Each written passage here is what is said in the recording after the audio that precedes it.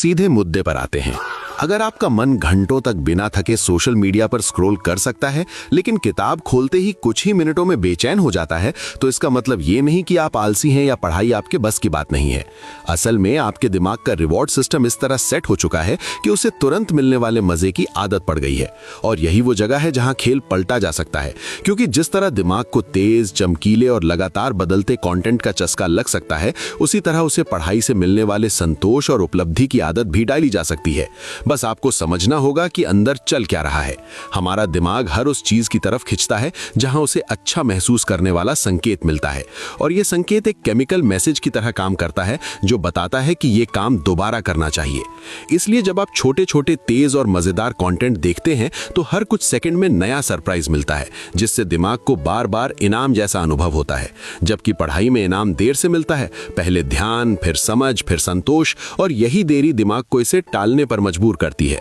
लेकिन अच्छी बात यह है कि यह सिस्टम पत्थर पर लिखा हुआ नियम नहीं, बल्कि एक सेटिंग है जिसे बदला जा सकता है। और इस बदलाव की शुरुआत होती है आपके नॉर्मल महसूस करने के स्तर को धीरे धीरे रीसेट करने से।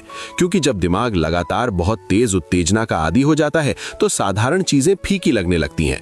इसलिए पहला कदम है अपने दिन में ऐसे छोटे छोटे पल बनाना जहां कोई तेज स्टिमुलेशन ना हो। कुछ मिनट बिना फोन, बिना म्यूजिक, बिना किसी स्क्रीन के बस चलना, बैठना या खिड़की से बाहर देखना। शुरू में यह बेहद उबाऊ लगेगा, दिमाग बार बार कुछ नया खोजेगा, लेकिन यही संकेत है कि अंदर बदलाव शुरू हो रहा है, क्योंकि आप उसे सिखा रहे हैं कि हर खाली पल को तुरंत भरना जरूरी नहीं। कुछ ही दिनों में आपको महसूस होगा कि साधारण चीजों में भी ध्यान टिकने लगा है, और यही वो आधार है जिस पर पढ़ाई को मजेदार बनाया जा सकता है। अब आता है दूसरा हिस्सा, पढ़ाई को दिमाग के लिए इनाम जैसा बनाना। क्योंकि जब तक पढ़ाई सिर्फ करना ही है वाली चीज रहेगी, तब तक उससे जुड़ाव नहीं बनेगा। इसलिए पढ़ते समय अपने आप से ये सवाल पूछना शुरू करें कि ये जानकारी असल जिंदगी में कहां दिखती है, कैसे काम आती है और किस चीज को समझने में मदद करती है। जब जानकारी का मतलब बनता है तो दिमाग उसे बोझ नहीं बल्कि खोज की तरह देखता है। इसके साथ साथ पढ़ाई को छोटे छोटे मिशन में बांटना बेहद असरदार होता है, जैसे तय समय के फोकस्ड सेशन जिनमें लक्ष्य साफ हो कि इन मिनटों में क्या समझना है। क्योंकि दिमाग को सीमित चुनौती पसंद होती है, और जब आप लक्ष्य पूरा करते हैं तो एक छोटा सा संतोष पैदा होता है जो आगे बढ़ने की ऊर्जा देता है। इसी तरह जो चीज आप पढ़ रहे हैं उसे अपने शब्दों में बोलकर या लिखकर समझाना सीखने की प्रक्रिया को एक्टिव बना देता है, जिससे जानकारी सिर्फ पढ़ी नहीं जाती बल्कि अपनी बनती है। हाथ से नोट्स बनाना, अलग अलग विजुअल संकेतों का इस्तेमाल करना और पढ़ाई को किसी कहानी या उदाहरण से जोड़ना भी दिमाग के कई हिस्सों को एक साथ सक्रिय करता है, जिससे याद रखना आसान और अनुभव रोचक हो जाता है। सबसे बड़ा बदलाव तब आता है जब पढ़ाई डर या दबाव से नहीं बल्कि जिज्ञासा से होने लगती है, क्योंकि जिज्ञासा एक ऐसा ईंधन है जो थकान से ज्यादा ताकतवर होता है। जब आप किसी चीज को सच में समझना चाहते हैं तो समय का पता नहीं चलता। धीरे धीरे ये पैटर्न बनता है कि पढ़ाई खत्म होने पर जो संतोष मिलता है वो भी एक तरह का इनाम है, और यही इनाम दिमाग को दोबारा उसी काम की तरफ खींचता है।